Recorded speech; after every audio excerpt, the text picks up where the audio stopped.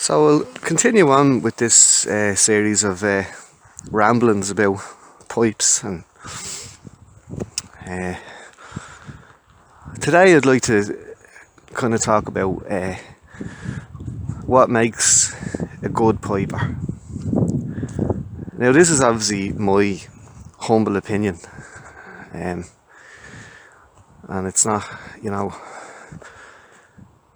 this isn't sort of a guide as to how to become a great piper. It's what's already there.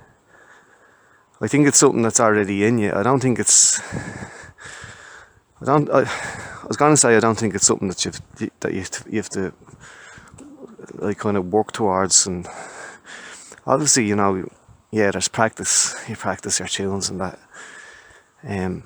There obviously there is work in it, but I think the pipes. What makes a good piper, when someone takes up the pipes, it's all to do with the mood. It's to do with the feeling and expression, of course. It's what you can bring out of that instrument. The glories of that instrument, the even the tragedies of that instrument, the sadness that's in it, as well as the happiness that's in it, and all the whole what's the word? I can't think of the word, but it's all the whole like plethora of emotions that a human being can feel. If you can coax that out of the pipes, or maybe drag it out of them screaming, maybe it'll come willingly. Maybe the pipes will want to work with you. It works both ways, and it's also what the pipes bring out of you. It's not just what you can bring out of them, it's what they bring out of you as well. So I think it's a symbiotic, if that's the right word, symbiotic.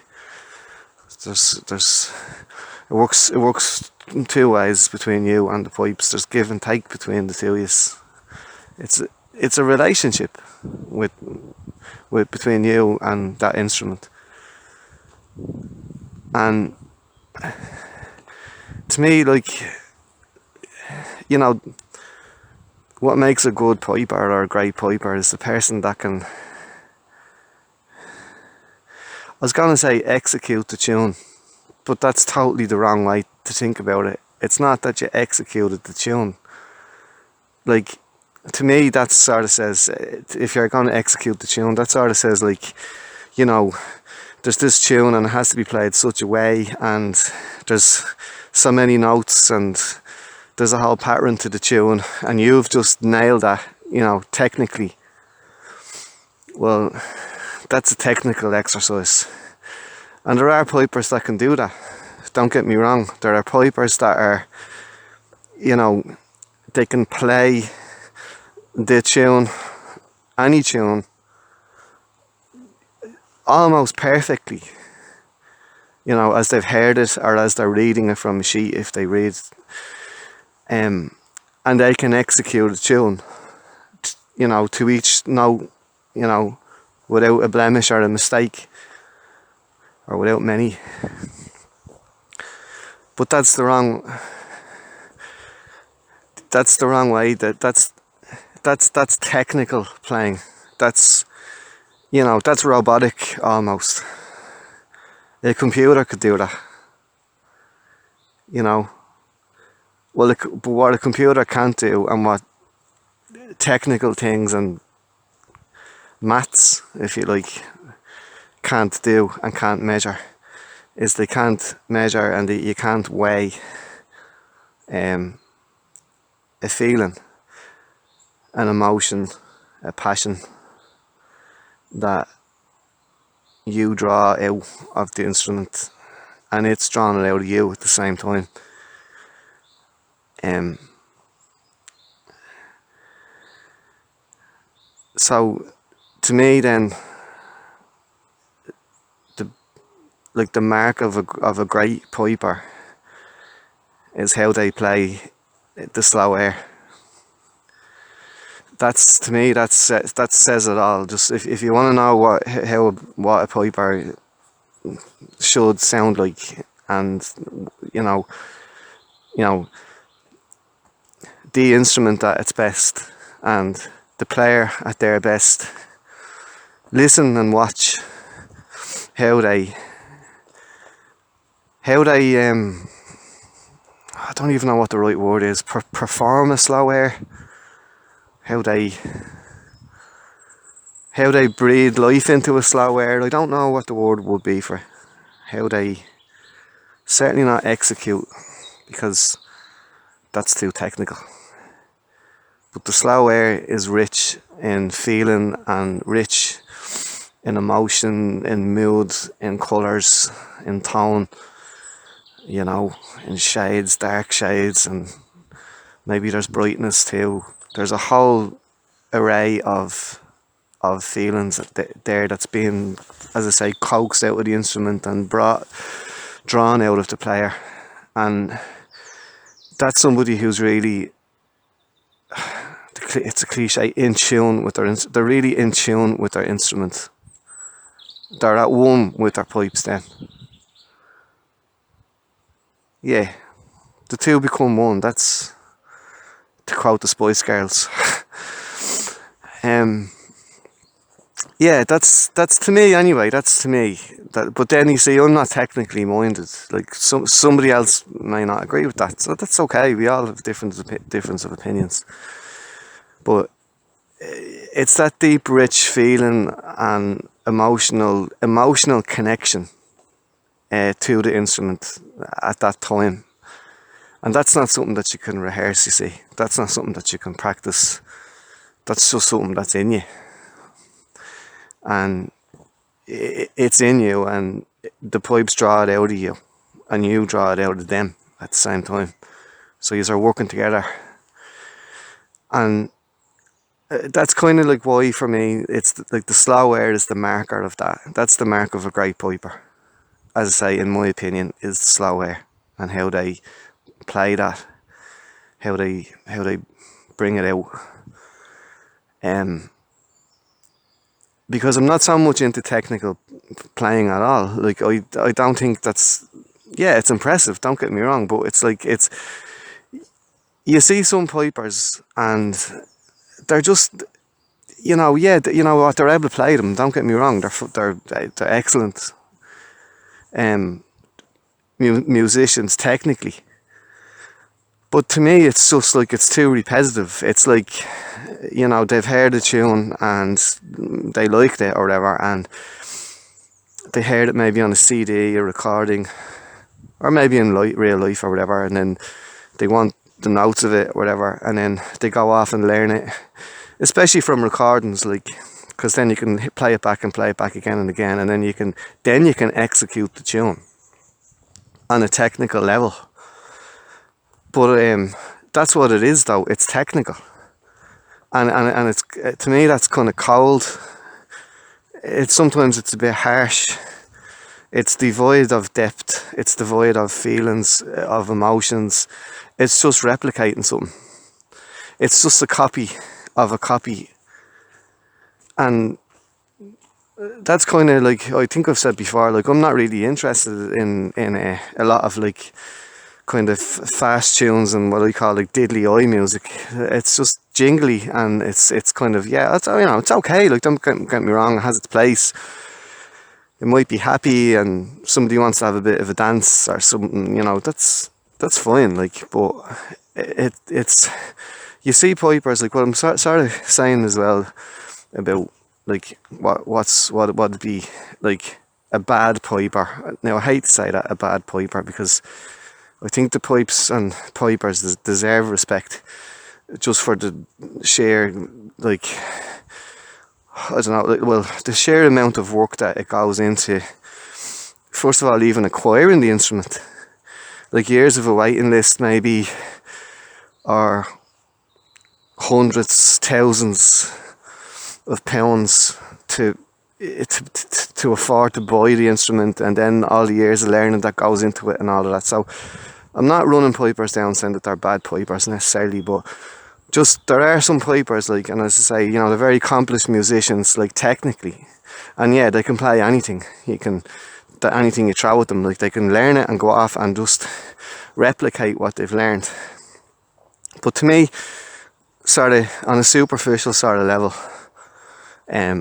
that's kind of just scratching the surface. Like, it's glossy and it's polished and it's like, that's great. I mean, it's nice, whatever. It's, someone could be playing a beautiful set of pipes and they're playing them well, but it's a copy of someone else's work, and oftentimes that's just a copy of a copy of a copy. When the original piece, if you probably heard it played, it was full of much more of emotion and little intricacies that, you know, you see some pipers, like, and they never play the tune the same way twice again. They mess with it a little bit, or they don't even know that they're doing it. Like, they're not playing it note for note, like, exactly as they did the last time. And to me, that's a much more expressive piper. It's a freer sort of a spirit, like, almost kind of like jazz. Although I have to say, I'm not a fan of jazz. Like, I'm not a fan of jazz, but that kind of free flow, kind of free falling kind of thing, but it still has some pattern to it or whatever. I think my problem with jazz is that I just don't get it. Like, I don't really get what's going on. And to me, sometimes jazz just sounds like kind of all over the place, like that there is no shape or make to it. So in my mind, like, you have to be careful. If I'm describing an uilleann piper as a jazz sort of a spirit, I don't want it to sound like it's all over the place. I don't want it to sound like this is now beginning or end, or it has no meaning to it, or I don't know what direction this is going in. Like, it's all over the gaff. That's not kind of what I mean. But what I do mean is that there are expressive pipers that, like, just their fingers are kind of playing the tune and their mind is playing the tune, and their feelings is playing the tune, even if it's a fast tune. And they're not going to nail it like the way they nailed it the last time, because it's not a technical exercise. And I think that's the main kind of difference. That's the main kind of point that I'm driving home. A slow air, a lament, that's something that needs to be done with emotion. You know, you can't, if you're gonna play a slow air and it's totally devoid of emotion, it's just it's a shallow, sort of a hollow kind of thing. And I'm not saying, look, that you need to be overly emotional every time you pick up your pipes. Like, you know, look, sometimes that emotion just isn't there. Like, it depends on you, how you're feeling on the day. You know, it's but you can tell, you know, sometimes maybe a musician is required to play a repertoire of tunes for whatever occasion they're at. It could be a wedding, it could be a funeral, it could be a concert, it could be like a house party or any sort of special occasion. And you know what, you may not be always in the mood for it, or like your mood might not match everyone else's mood or something, and that's the kind of, but then your mood can change. You know, someone can say something to cheer you up, or maybe something else can, if you're doing a sad occasion, like if you're at a funeral or a commemoration or something, and you actually can get caught up in the emotion of it, even if you didn't know the person necessarily. You can, maybe by looking at everybody else, the mourners, or, you know, if you hear a story about that person, or you see, you get the general mood off the people, and then you can kind of come at least close in your own mind of playing a slow air or a lament that'll touch the crowd, and even the crowd feeds off you and you feed off the crowd I'm just thinking in my own mind now, if I'm doing a funeral and I don't know anyone at it,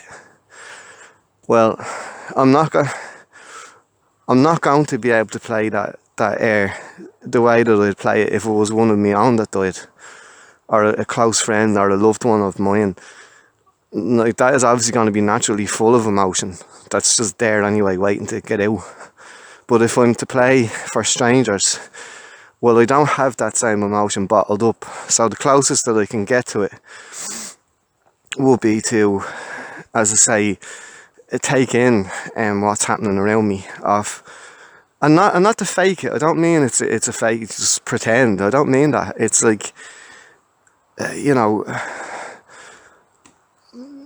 you would see from the mourners, like the obviously the sad emotions that's happening. Like, the loss of a loved one is obviously desperate hard thing to deal with at times, and you can pick up the vibe of that person and what a loss like they've left behind from the ones that are still there. And the words that they say, if I'm in the church and I hear a eulogy, that's pretty much like the best kind of way you can hear a person summed up. Kind of poignant moments, sort of like when, in Ireland anyway, like when we play at a funeral, usually the hearse stops outside the house for a few minutes, and there's usually a silence just. But I've often been asked to break that silence to play an air, like, and everyone just listens and sort of thinks about that person for a minute, and I try to play a lament or a slow air that'll capture that mood. There's different, obviously, slow airs, and there's different laments, and they don't always work for different places. But so you're I don't mean working off the crowd. That's an awful way to put it. But if you can tune into the feeling of the crowd, and then you can get like a good idea of that person who was loved and how strongly they're missed and how much of a loss this person is to the community and their loved ones around them, then you can come close to expressing that on the instrument, even though that you didn't know them. And I say, it's not a fake thing. So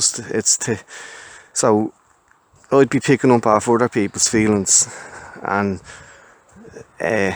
doing my best to express how they're feeling to match, the send off or the lament, like. And I know it's the same, for musicians who are on stage. They could be having a bad day themselves. They may not be in the mood to get on the stage and just start playing like lively tunes in front of an audience. And you hear a lot of musicians say that the crowd is half the gig. Like, you can feed off them, pick up off them, and they can lift you as well. So, you might have gone on the stage. Now, I haven't done much stage work in my life. Like, I've done a bit in my 20s, like, where I was in a small sort of a folk group, ballad group, and like, we never made it big. I'm a nobody in the world of piping. Like, I'm not even in the world of piping. Like, I'm on the outside of the world of the piping, like, looking in. I'm not famous. I'm not a well-known name. I'm an absolute zero, nobody with regard to fame or being known or whatever. But like, that's not what. Like, I don't give a shit about that. I don't want much attention anyway. I don't want, like, and a lot of pipers don't. They just happen to find themselves, and fair play to them. I love to see somebody doing well out of it, and if they can make a bit of a life for themselves from their pipes, and go travelling with their pipes and see the world a bit and entertain hundreds of people, thousands of people down the years of your life, like, brilliant. Like, I'm honestly delighted for those people. But just for me, that never happened with me. I came close to it one time. I won't go into it, like, but it was one of those kind of missed opportunities that I could have broken out a little bit more. Maybe not. Maybe it wouldn't have worked out. I don't know. But So I'm just saying, like when pipers are, say, doing gigs or whatever, or they're playing in front of an audience or a group of people, even in a session or something, you know, it's the crowd you're feeding off as well. If they're in great form, you know, someone might put you back in good form. If you mightn't have been in the mood to start off. Like, you could have been dreading that gig all day. Like, you just don't want to go, or you're thinking about tomorrow. You might have to get up early and go to work tomorrow, and you don't really want to be out late the night before and stuff like that, and you're no more in the mood of doing it. And then when you get there, though, you know, someone could say something to you, something funny, or someone could tell you a bit of a story, and before you know where you are, you're enjoying yourself. And then once you start enjoying yourself, the music starts enjoying itself, and then the whole thing. So that's just what I'm saying. It's like it's all about the mood, and you can tell, like, a good piper by that the, you know, that's the difference with a technical piper or a technical musician. I remember, just to give a good sort of example or comparison of what I mean. I was in Germany one time, and we were playing for a Paddy's sort of a weekend in an Irish pub for over a few days. We got nearly a week out of it. But anyway, when we were approaching the pub, it was the first time I'd never been to this place, and I never was in the pub, or I was never in that town or anything like that. And when we were approaching it, the pub, we could hear this Irish music was coming out. We were on the street, and as we got up close, I could hear this Irish music being played, right? Now, I'm in Germany, okay? But there was just something weird about it. It just wasn't right. There was something missing. There was something odd about it. And then I didn't know, like, was it some sort of a CD or some sort of a, you know, a bad recording that was kind of put, like, it was maybe the CD was catching or something, or maybe the pace was off, or the rhythm was off, or something was off. I didn't know what was off. But it sounded alright. It sounded okay, you know. It did sound like jingly, sort of diddly Irish music, and it sounded okay, but there was something strange. Anyway, when I opened the door of the pub and saw there was four musicians playing, they were playing off sheets, like sheet music, like they were, as if they were kind of classically trained musicians from an orchestra, and they were reading a sheet music, and there was a person, like, having to change the page, and that's what was wrong. It was technical music. They were executing the tune. They were playing it note for note as it was written on a page. And they needed to see the music. They didn't know what the tune was. They couldn't have played it without the sheet music. Now, they played it kind of no problem with the sheet music, and so long as there was someone turning the page, that they were able to play the next bit. But without that sheet, like, they were knackered, you know what I mean? They were screwed. And that's what was missing, and that's what I mean. They could play technically, but they couldn't play emotionally. They couldn't be in tune. They couldn't be in touch with those tunes, really. They were just, you know, play a G, play an E, play an F, play a C sharp, and just. But that's all that is. It's a rhythm. It's a mathematical thing, and they just replicated that, and that's what it was. It had no soul in it. It had no life, and definitely no emotion. And I think that's, to me, what sort of distinguishes one piper from another. The one that learns the tune technically, but is devoid of emotion and just plays it, yeah, note for note, but there's no expression in it. There's no depth, no feeling. They're working like mechanically, like a robot. They're just working like a robot. You might as well just, you know, stick a key in them and wind them up, and they'll play. As I say at the start, the computer could do the same thing. But the piper who shuts their eyes, and especially that slow air, that's the mark. That's the mark of a great piper, the slow air. And you can tell. And for me personally, my favourite piper in that regard would be Paddy Keenan. I mean, he doesn't have. I think he's a man of few words. I never met him, but I've seen a scarce few kind of interviews with him, and he doesn't really say too much. He seems to be a sort of a very quiet man, but there's so much there. There's so much depth in him. There's so much behind those eyes, and there's so much in that man. I would say there's so much in that man's heart. I've never met him. I've never met him in person, but just even how he speaks, his pace, you know, he doesn't use words like flippantly. He doesn't sort of exhaust like words, as in, you know, he sort of just says what needs to be said.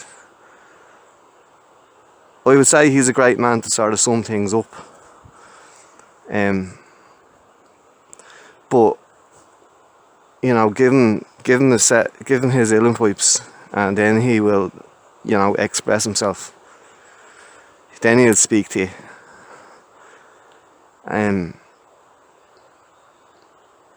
I heard him as well. I heard him play a couple of slow airs on flat sets. I think it was a C set he played on, and just the richness and the texture, the tone, the mood, just like spoke volumes.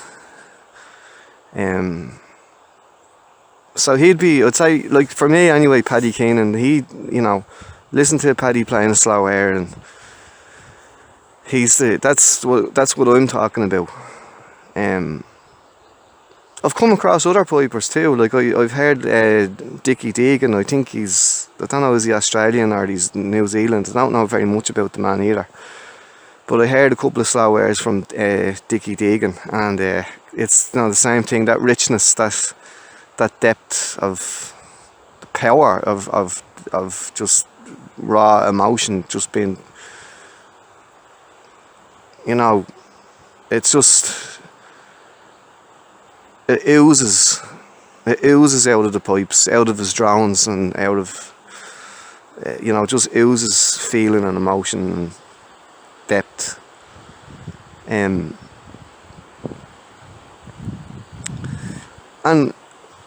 for some reason as well, I've taken to,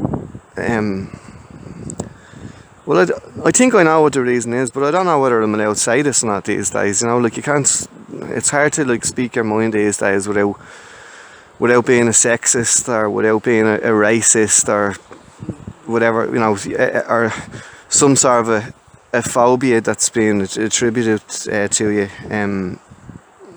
just for saying the wrong thing or thinking the wrong thing, in inverted commas, that it's wrong. This politically correct or woke now, or whatever it's called, like bullshit is what it is. I think if we spent more time actually like listening to each other and speaking to each other, and then finding out, you know, someone doesn't agree with you, that's okay. You know, I'm not going to go off on a rant on this now, but like, it's good to disagree. It's good to see things. It's good when somebody shows you something from a whole other angle that you wouldn't have thought about before, and actually changes your mind on it. And how are you ever going to change your mind on something if everyone's singing off the same hymn sheet and has all the same opinions? So I think that's what's wrong with discourse today. That's what's wrong with conversation, and what's wrong with, you know, I'm not going to go into all this political stuff like free speech and stuff like that. I'm not going to go down that road, but I'm talking about just ordinary people expressing themselves and speaking to you and telling you their mind, telling you what they think. And I don't give a shite whether that's politically correct or not, so long as it's sort of truthful, you know. And then, you know, it's, you might say, well, what is the truth? Like, there's only one truth. There's your truth, and there's my truth, and then there's the truth. But like, if a person is speaking to you honestly about something, you know, and that's how they feel about something, well, you know, I'd rather listen to that and have my mind changed. I'd rather actually have my mind changed than to change someone else's mind. Mostly. But, so just, I had to sort of get that out of my chest. It's about women pipers, and I think there's a whole area there actually that could be studied, like as a topic, as you know, from a social history point of view of piping and the roles of the piper, or the roles of whatever men, women in society, and you know, if these roles, traditional roles, if they cross over, or like why, you know, why is it mostly historically, why is it mostly men that pick up the pipes? Was, you know, was that was that a product of their own time, kind of, as I say, sort of socially, men were playing musical instruments more so than women were, or what it is? I don't really know what it is. Although I've done a little bit of research about it, and there was always women pipers. Like I was looking at, you know, for sort of like kind of from the 1500s onwards, I found several examples of women pipers across Europe and in Scotland. The McCrimmons were one of the main sort of schools of piping in Scotland. I'd need to probably do a whole show on this, just so I have my facts and figures laid out in front of me. I'm out walking now in the woods, so I don't have anything at me to hand of notes written down here and there about things, and I know where to get this information straight out. But just as a sort of an overview, like there were women pipers, like in the McCrimmon School of Piping. I think back as far as the 1600s, 1700s, there are women pipers. But you kind of need to go looking for them. Like they're not as common, we'll say, as men pipers. And the same in Ireland, I'm sure. I know there's a absolutely fantastic piper, Louise Mulcahy, and she's done a lot more study about this topic, like of women pipers in Ireland. I don't know if she's looked into Scotland or Europe or that, but yeah, I've even got an image from, I think it's Morocco, I have, of a woman playing the bagpipe from Morocco from about 250 to 300 years ago. So it is a thing, like, I mean, it's not, you know, but thankfully it's growing. Not that I care. I don't think it matters whether there's boys playing pipes or girls playing pipes, or, you know, I think it's just nice that anyone is playing pipes. I don't think, you know, there should be special emphasis put on women particularly should get more into it, or men could get more into it. I just think, you know, it doesn't matter what you are, as long as you're playing the pipes. But I think the reason why I'm saying this is because I found myself drawn to women pipers, and not just because I'm drawn to women because I'm a man. I don't mean it that way. Although, as it happens, a lot of them are stunningly beautiful, which helps. But no, look, that's a visual thing. But seriously, I think women have a certain touch on the pipes that a lot of men just don't have. And this is where it gets, you know, oh, you can't say that because you're sexist or something, or you're a chauvinist and all this shit. I don't care how this is going to come out. I'm just going to say it as I think, what I think about it. Or I think that, like, naturally, men and women are different. And I know I'm making huge generalisations here, but if I am going to generalise, I think women have got, I don't know, a softer touch, maybe a more understanding, a gentle, the whole idea of like nurturing and raising children, and they have a certain sweetness and a certain tenderness and a certain touch that most men don't have. And I think that combination of, if you put a woman with pipes, I think she really, really brings that out. Or the pipe, again, it's that symbiotic thing of working both. She's bringing that out of the instrument, and the instrument is bringing it out of her. I think it's that sort of a sensitivity of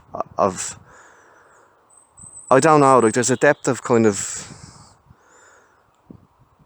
is it kindness? Is it sweetness? Is it sensitive? Is it softness? Is it a more of a loving kind of a touch, a gentler way?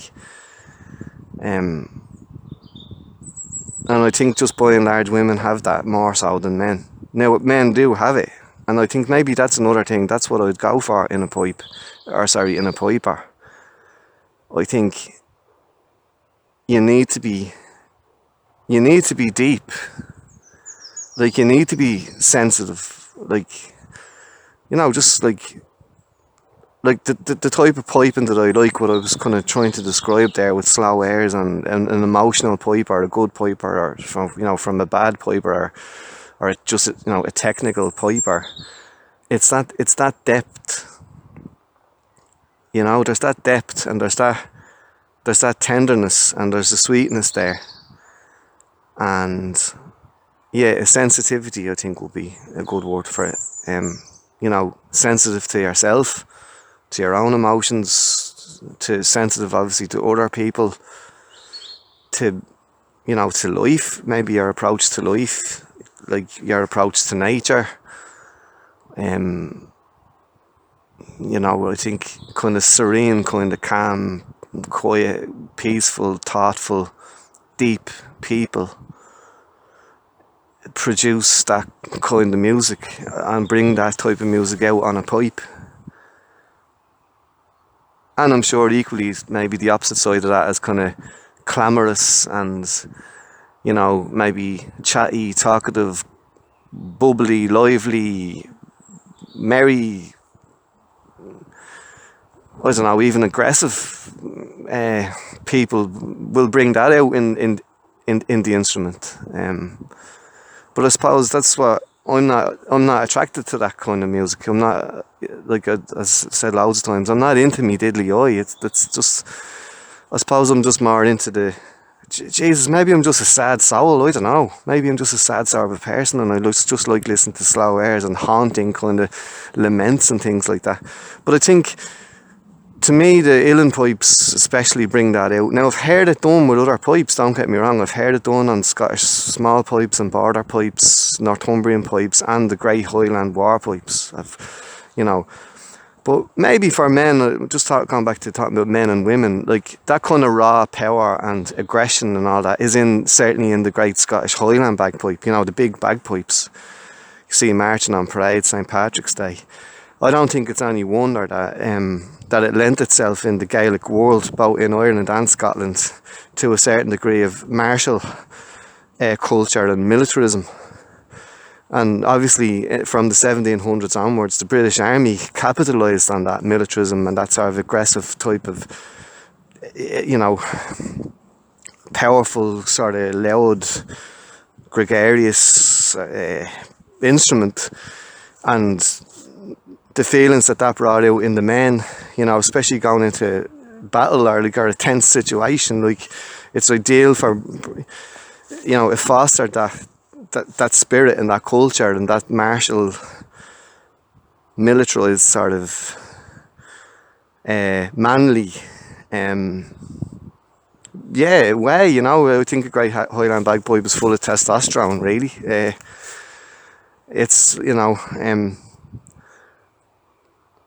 maybe I'm taking this way too far. I don't know. Like I think I'm just kind of like going from one. I'm trying to describe one extreme to another, of a soft, sensitive, kind of reflective, contemplative, peaceful, soulful, kind of even mournful sound of a piper playing a slow air, to that martial aggression, kind of sort of strong, even happy, kind of lively music, sort of a great Highland bagpipe. Like when you go to,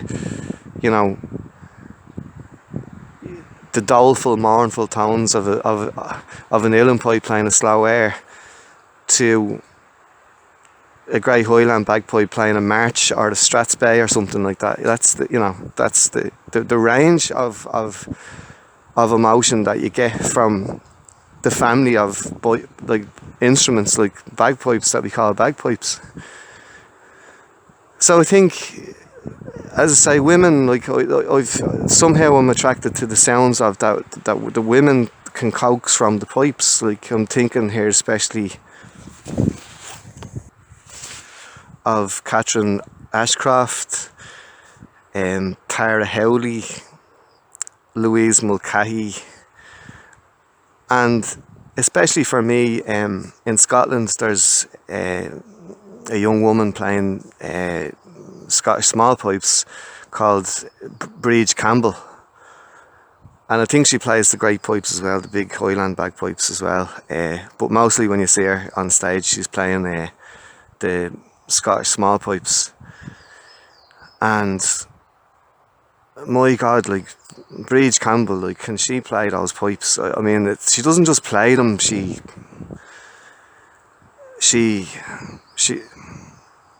don't know, like, she pumps life into them, she puts emotion, depth, feeling, all those words I was using to describe what makes, like, a great piper to me. You know, that depth, that emotion, that sensitivity, that caring, that understanding, that kind of, yeah, just this sort of fullness and deepness that seems to be in her and then when she plays her pipes, like, you know, she's the physical embodiment of that, and the sound, like, you know, the sound of that, an embodiment of sound of those feelings, and not just necessarily sad, deep feelings. Like, she's just amazing at any type of airs and tunes that she plays. Like, I know because I listen to her for hours on end. You know, from like jigs and reels and strathspeys, like polkas, hornpipes, slow airs, marches. Then the, you know, kind of pibroch kind of tunes and cantaracht. Just the whole, she encompasses the whole range of tunes, the whole range of emotions and feelings that goes with piping, and she means it. That's the thing. You see her closing her eyes and she's playing, like, whether she's on her own, when she closes her eyes, she's listening intently to her own instrument. She's listening to every vibration of each individual drone, and even if they're a fraction out, like, you'll see her just adjusting that in the next tune. Or I've even, you know,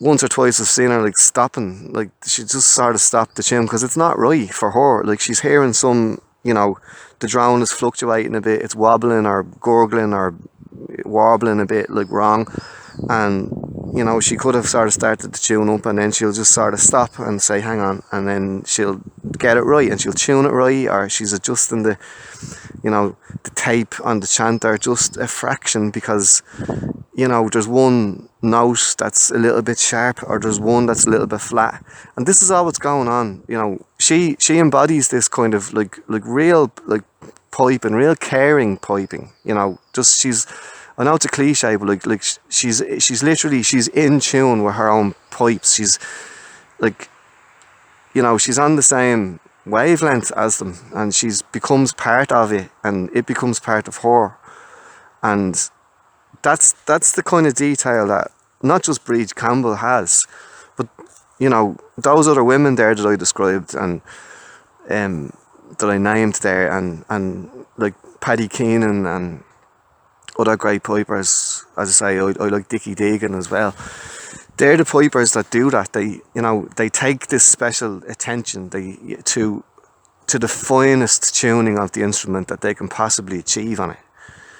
And, you know, when they close their eyes, any great piper, I don't just mean the ones I named, they're just my personal favourites, but just when the piper, like, when they close their eyes and they're so much in tune with themselves before they can even think about what everyone else is doing, and you can see them closing their eyes and they cut themselves off, kind of.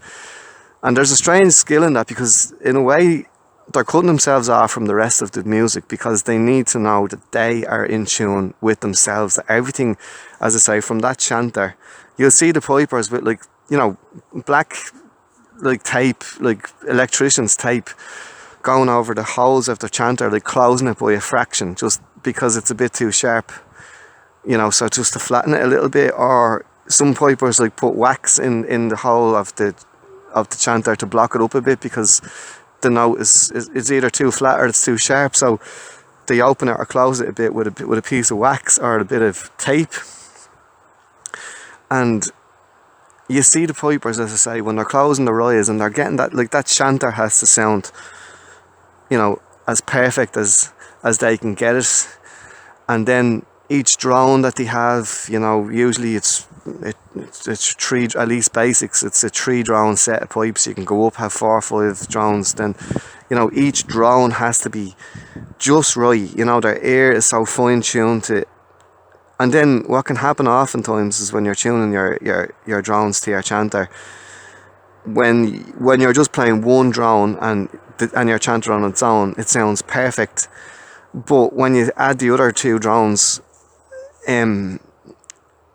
and you think that they're all in tune with each other, but then when you go to play the chanter, something's out, and you need to adjust the drone by a fraction so that the drones are in tune with one another plus the chanter.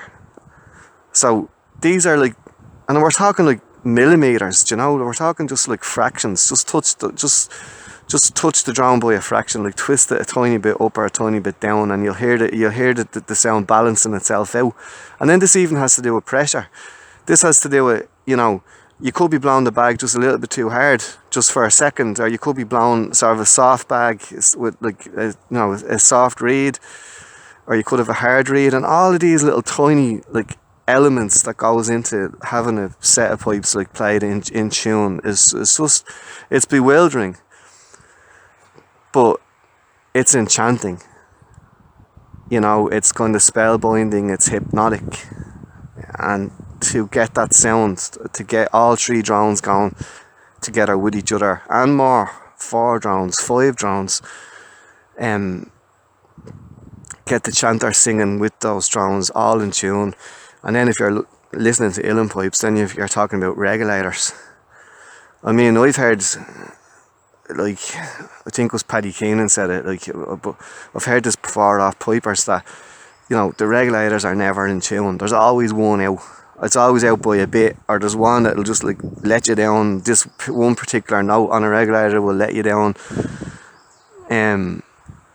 But even without regulators, it's so hard it's rare to get a set of pipes that are just totally in unison with themselves and with each other. But that's the beauty of it. Like, I've heard this expression loads of times, and I've heard it kind of different ways, but it says that it takes you 21 years to learn the pipes, and I've heard it different ways. On uilleann pipes, the version I heard was 7 years on the chanter, 7 years on the drones, and 7 years on your regulators. And then I heard a Scottish person say the same thing, 21 years on the pipes, but they said 7 years practicing, 7 years playing, and 7 years tuning. So it's, this, like, it's almost impossible to get a set of pipes playing kind of pitch perfect, totally perfect with itself. But you can get close to that. There's always that one note that's just a little bit too flat or a little bit too sharp, or that drone, it's not quite there, and no matter what you kind of do with it, it's still a little bit it's just a touch off. And then sometimes the whole thing sounds perfect till you play one note on your chanter, and then it all just sounds off for a bit until you play the next note, and then it sounds fine again. And there's so much like that goes into this. Like, I mean, if it could be the heat, the temperature of the place, so it could be warm and that has an effect on them. It could be too cold. Obviously the opposite effect then it has. Moisture as well. I mean, if the atmosphere is too dry, it affects it. If it's too wet, it affects it.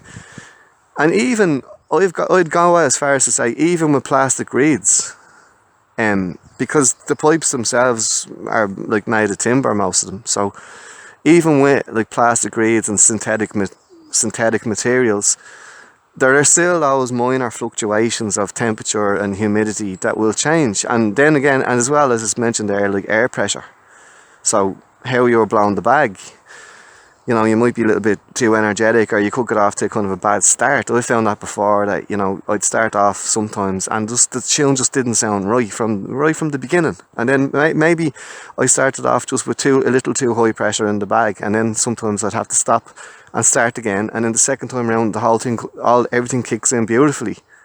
And I haven't adjusted that on the pipes. I haven't tried to, you know, change my drones or my drones or adjust the chanter or anything.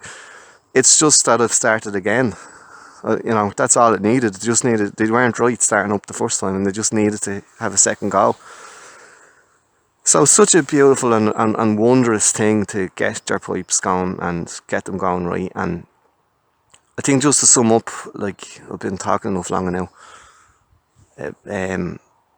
I'll try to keep these ramblings to each episode for about an hour. I think it's kind of long enough to be talking about one topic. But to sum up, like, these pipers that I've mentioned, you know, they know their pipes, they know their instrument, they know their feeling.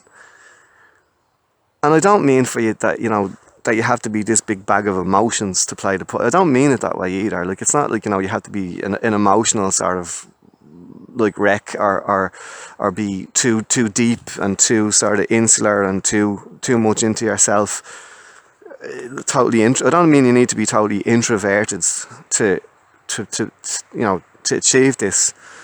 Or the opposite of that, you know, is extroverts. You know, like, sort of, you know, they're out there and they're loud and they're happy and meeting people and sort of sharing tunes, and sort of are kind of happy and lively kind of people, and that sort of reflects in extroverted music. But I don't know, I kind of tend to be more attracted towards introverted or quieter people. I tend to like quieter people more than I do loud, like, kind of gregarious sort of people. Like, I don't know, I tend towards the quiet, like.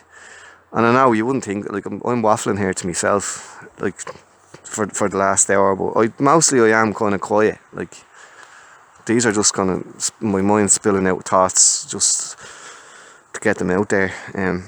But I kind of go around thinking these things quietly in my own head most of the time. But anyway,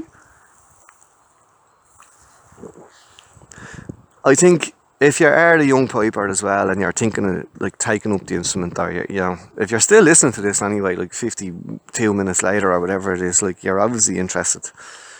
But don't be put off what I've said. Don't be, you know, as I said at the start, this wasn't an exercise in how to be a great piper. It was more my opinion on what I think is a great piper, what brings out the greatness in pipes, and how the pipes bring out the greatness in that person. But don't be put off by those details or that richness and depth and all of that. I mean, you either have that or you haven't. It's not something you can kind of fake. But with regard to the instrument, don't let those things put you off about the reeds are never right, or you need to tape up the chanter and stuff like that. That all just comes with it. That's part and parcel of it. And just accept that. Accept your pipes for, like, they'll have a personality. Each set of pipes is different. Each chanter is different to the next chanter. Each set of drones is different. Each individual drone is unique, has its own kind of personality, and each reed is the same. And when you kind of accept that, as this is all sort of a family of pipes of different lengths and reeds, and they all kind of, you know, push and pull off each other and kind of work together, like, actually begin to enjoy it, like, and, you know, take your time with pipes. Like, it's not an instrument that you can just rush into. You know, it's not something that you can just sort of sit. It's not like a tin whistle that you just take it out of your pocket and start playing it and it'll, like, work. You know, spend a bit of time on them. Maybe expect them to be a little bit off. You know, they're not always going to sound just right. You know, some days you can play them and actually never get them right, and you get sort of frustrated with them. And those days, you put them down. You know, that's what I do anyway. Like, I never let the instrument annoy me enough that I'm getting annoyed playing them. Like, just put them down, and then you'll find you'll go back to them tomorrow and they'll work just fine. They'll work just fine. They'll sound beautiful. You know, they'll sound perfect maybe for you. So, but don't let these things put you off. And I was just thinking this as well while I was walking up the road. This, we're exposed to the most amazing kind of pipe music nowadays that it kind of maybe wasn't around in even in the 1960s and the 50s and the 60s and the 70s, like with the types of recording equipment that they had back then and all was a lot more basic than what we have now. And although that is a great thing, kind of don't let that put you off either, because a lot of the time what we've been exposed to is a very polished set sort of style of piping, that it's so polished, it's perfect, but that's because they've done it like in a recording studio 20 times, do you know?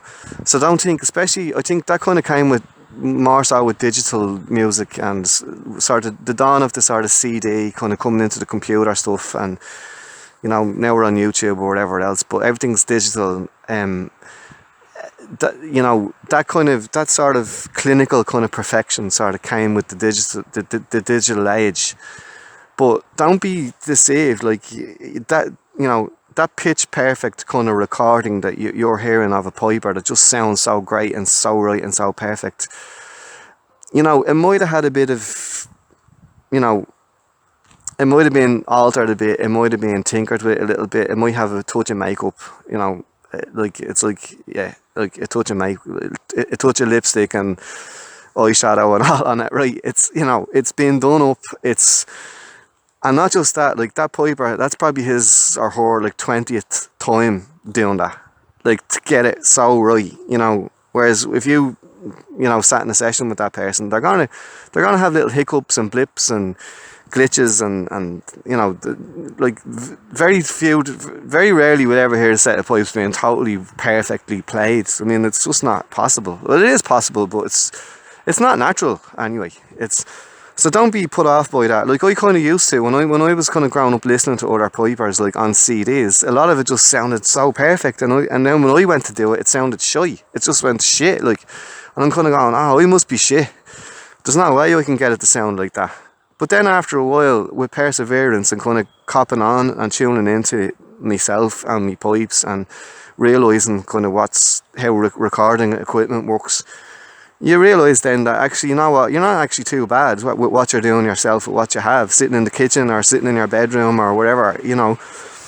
The pipes as well acclimatise to the room they're in, you know, as well. Like the house, like you'll find if you're playing in the house and then you go outside and play, you're going to have to adjust things, you know, you're going to have to kind of tweak them a bit or tune them, or same, you go out to a pub at night and if you're lucky enough to be playing in pubs or sessions or whatever, or even sitting in the corner playing on your own, they're not going to sound exactly the same as they did in the kitchen. So there's little bits of tweaking and getting it right, but that's all part of it. Like, as I say, if you're a young piper and you're learning, or not even if you're young, just if you're learning, like this all comes with it, you know. And so don't be put off by those perfect recordings or whatever. Like they've been overdone. Like some of them are overproduced even. I heard one piper talk about that as well. He did a recording and he didn't like it because he said it was overproduced. It was overlayered and it was overdone and overly sort of altered, and it was too kind of right, too nice, he said, sort of too perfect. And he didn't like that actually because it didn't sound like naturally him playing. And I thought that was a great thing to statement to say. So yeah, that's just my ideas anyway on like what makes a great piper to me. Hope you enjoyed that chat anyway, and sure, I think the next one I'll do will be about music styles. It kind of ties in with this subject, but I could go on. I'm talking for about an hour now, so I think I'll do another one about musical styles. And again, it's kind of tied in with like the emotion of pipes and the mood of pipes as well, but it's to do with like styling and how pipers express that different sort of styles. But as I say, I'll leave that for another talk. So hope you enjoyed it, and talk to you soon.